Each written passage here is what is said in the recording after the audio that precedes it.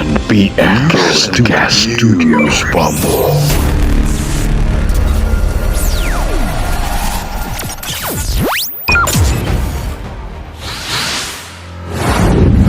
Your Sabado News. Araw ng Sabado, today is May 9, 2026, sa mundo ng mga tao. Thanks for news watching. Radio Man Banjo po lamang na kumikilala sa kadakilaan ng lahing Pilipino. Narito ang mga weekend news. Defense Secretary Gilbert Chodoro tutol sa peace talks sa CPP-NPA-NDF. US blockade sa Iran. Handa ang US kahit magtagal pa. Bangsamoro BARM elections September 14, 2026 na. Philippine Embassy naniniwala na nasa France na si Zaldico. Mayon volcano eruption nitong May 2, 2026.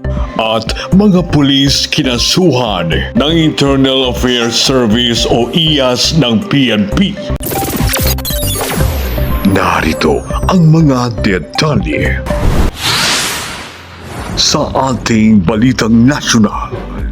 Sa usapin ng peace talks ngayon sa CPP-NPA-NDF, tutol si Defense Secretary Chodoro sa peace talk sa mga makakaliwa. Katulad lamang sa nangyari sa Negros Occidental, 11 mga nasawi.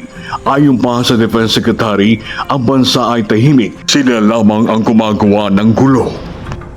I object to any peace talks with the NPA. The Filipinos are at peace. They are the ones disturbing the peace, so why should we talk to them? They're committing crimes. Plain and simple, and it's terrorism. Plain and simple. So, to call for peace talks is to elevate the morality of their cause to something legitimate, which I cannot accept. Hindi ko matatanggap yun.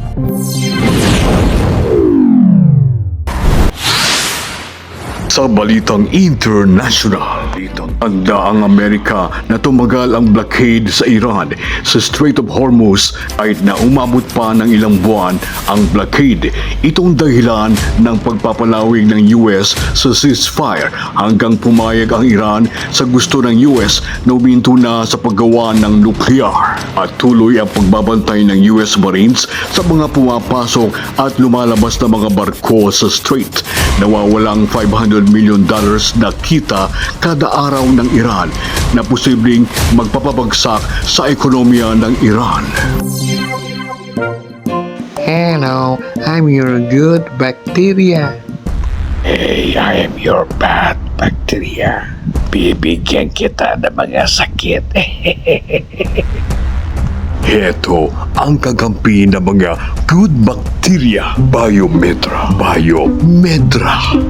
Palakasin ang mga good bacteria at palayasin ang mga bad bacteria. Biomedra. Labanan ang mga matinding sakit. Rejuvenate your health and body.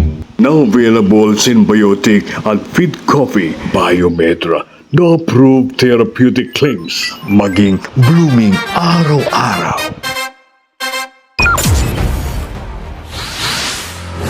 Sa balitang lokal, sa September 14, 2026, gaganapin ang Bangsamoro o BARM elections. Naghahanda na ang Commission on Elections o COMELEC bilang paghahanda ng ahensya, bubuo ng may 2,000 sa hanay ng PNP at Philippine Coast Guard na magsilbing mga backup o electoral boards kung sakali man may aatras na mga guro sa araw ng eleksyon. Kung magdidesisyon si COMELEC na gamitin namin whether the Philippine Coast Guard o ang PNP na aming Special Electoral Board, mga 2,000 yun na Special Electoral Board. Gusto namin paghandaan. Ayaw namin mangyari na biglang may hindi makapagre-report o makapaglilingkod na electoral board members ay bigla na lamang wala kaming special electoral board. Handang-handa ang Coast Guard, handang-handa ang PNP sa bagay na yan. Kasi po, kinakailangan namin i-train sila. Mga balita, dire-diretso na, walang preno. Weekend. sa ating mga balitang nasyonal. Pinaniniwalaan na nasa bansang France na si dating Ako Bicol Party List Congressman Saldi Co. At maaaring di umano meron ng ari-arian roon ang dating congressman. Ayon kay Ambassador Eduardo de Vega, hindi maaaring huliin lalo na't mayroong report na mayroong pending asylum application si Co sa nasabing bansa.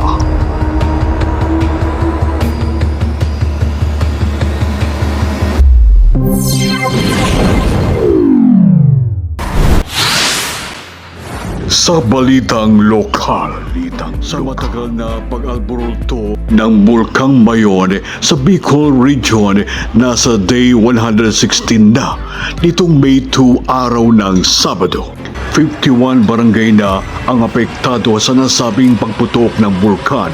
Ayon sa PBOX, ang bulkan ay nakakaranas ng lava trigger pyroclastic flow at makakapal na usok na delikado sa kalusugan ng tao. Pinapairal ang Alert Level 3 at 6 km Permanent Danger Zone. Ayon sa PBOX, pinag-uusapan pa na maaaring palawakin pa sa 7 km Danger Zone ang bulkan. Pinapayuhan ang mga apektadong lugar na makipagtulungan sa mga LGU o tumawag sa Emergency Hotline 911.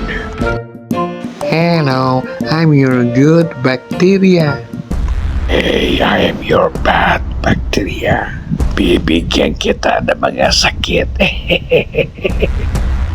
Heto ang kagampi ng mga good bacteria. Biometra.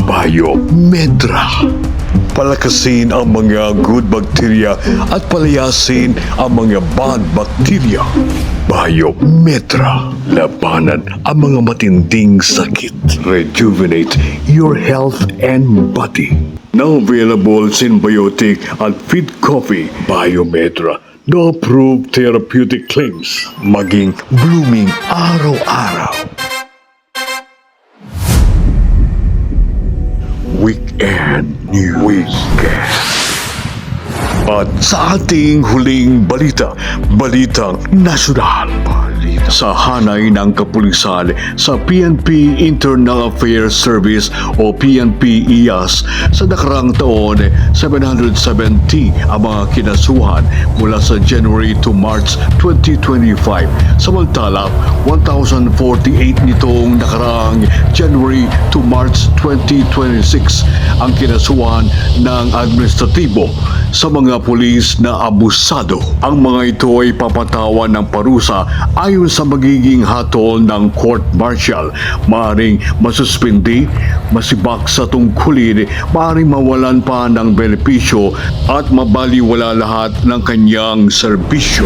Mas madali ngayon Mas madali na lumapit, mas madali ang magsampa ng kaso, pinadali natin ang proseso. At ng mga kaso, social media man yan o formal na sakdal o complaint sa amin, ay amin tinututukan yan. Ang mataas na parusa dito, dismissal from the service, forfeiture of all benefits, including the retirement din naman, forfeit yan.